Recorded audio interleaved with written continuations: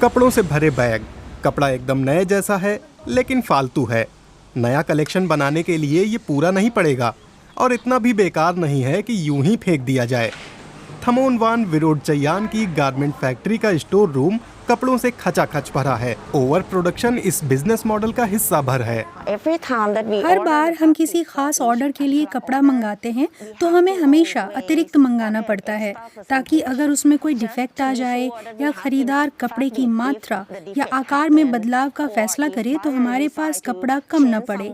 ये सुनिश्चित करना जरूरी है, इसीलिए अतिरिक्त मंगवा लेते हैं।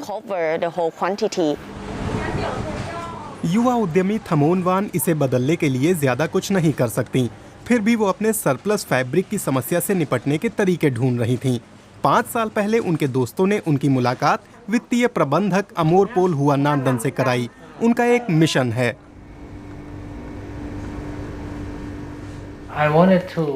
मैं कचरा प्रबंधन के मामले में बदलाव लाना चाहता था। हम लोग डिजिटल युग में हैं, लिहाजा कचरे को मैनेज करने का और उसे एक अच्छे बिजनेस में बदलने का सबसे बढ़िया तरीका इंटरनेट ही है।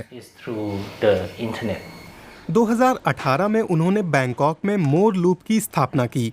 ये बचे खुचे फैब्रिक का ऑनलाइन प्लेटफॉर्म है, एक साधारण लेकिन स्मार्ट कॉन्सेप्ट। हम लोग फालतू फैब्रिक के लिए एयरबीएनबी जैसे हैं। ये क्वालिटी फैब्रिक हम अलग अलग गोदामों से मंगाते हैं। वो हमें अपने कपड़े का डेटा और एक नमूना भेज देते हैं।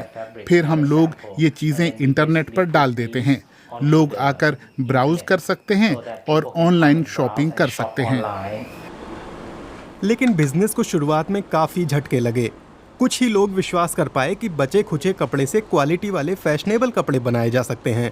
4 महीने बाद संस्थापकों ने ही हाथ खड़े कर दिए थे, लेकिन तभी उन्हें अपना खुद का कलेक्शन तैयार करने का ख्याल आया।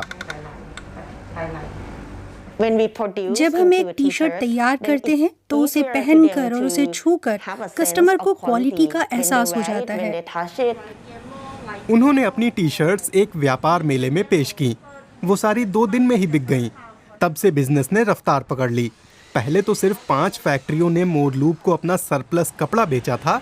अब 70 से ज्यादा कपड़ा उत्पादक अपना बचा खुचा माल डेटाबेस में डालने लगे हैं। कॉरपोरेट क्लाइंट्स को लुभाने के लिहाज से सिलेक्शन काफी बड़ा है। मोरलूप अब 150 कंपनियों के लिए ऑर्डर पर कपड़े भी तैयार करती है, जैसे कि बीमा कंपनी आलियांज के लिए। मुझे लगता है ये सही है। नया कपड़ा तैयार करने के बजाय क्यों ना हम उसी का इस्तेमाल करें जो पहले से उपलब्ध है। और ये अच्छा है क्योंकि इसका मतलब आप देश में तमाम फैक्ट्रियों की भी मदद कर रहे हैं। उन्होंने 18,000 पोलो शर्ट्स, मास्क और बेसबॉल कैप ऑर्डर की हैं। सबका डिजाइन एक जैसा है। स्टार्टअप के लिए ये एक बड़ी चुनौती है।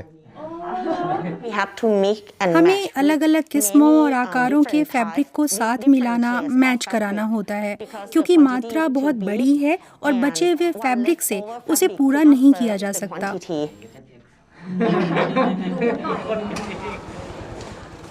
फिर भी प्रमुख ग्राहक कंपनियां अपनी ग्रीन छवि दिखाने के लिए इन छोटे छोटे अंतरों को नज़रअंदाज कर देती हैं। मोरलूप इसका भी आकलन करती है कि कितना CO2 उन्होंने बचाया। ये निर्भर करता है चुने गए कपड़े के रंग, बुनाई और उत्पादन के तरीके पर। सिर्फ बड़ी कंपनियां ही मोरलूप से खरीदारी नहीं करती। युवा डिजाइनर टाइडा उनबूरनावन भी खरीदार हैं। ये बाटिक कलाकार अपने लेबल मारियोन सियाम के लिए जो भी बैग या कपड़े बनाती हैं वो बहुत खास हैं। वो सामग्री के लिहाज से अपने विचारों को ढालती हैं। ये इस्तेमाल ना किए हुए एक फैब्रिक को एक नई जिंदगी देने जैसा है, इसलिए ये किसी सेकेंड हैंड कपड़े जैसा नहीं लगता। हमारे ग्राहकों को भी यही लगता है। एक तरह से ये कपड़े को फिर से इस्तेमाल करना और उसे पहले से मूल्यवान बनाना है। इसमें सबका फायदा है।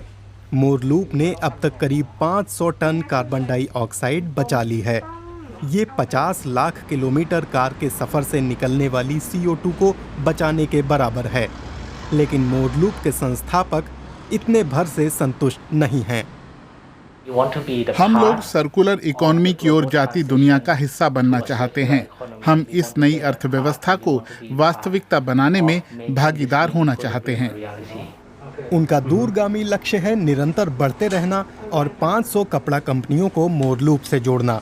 उनकी योजना टी शर्ट, मास्क और पीपीई के अलावा अपने और भी उत्पाद लाने की है।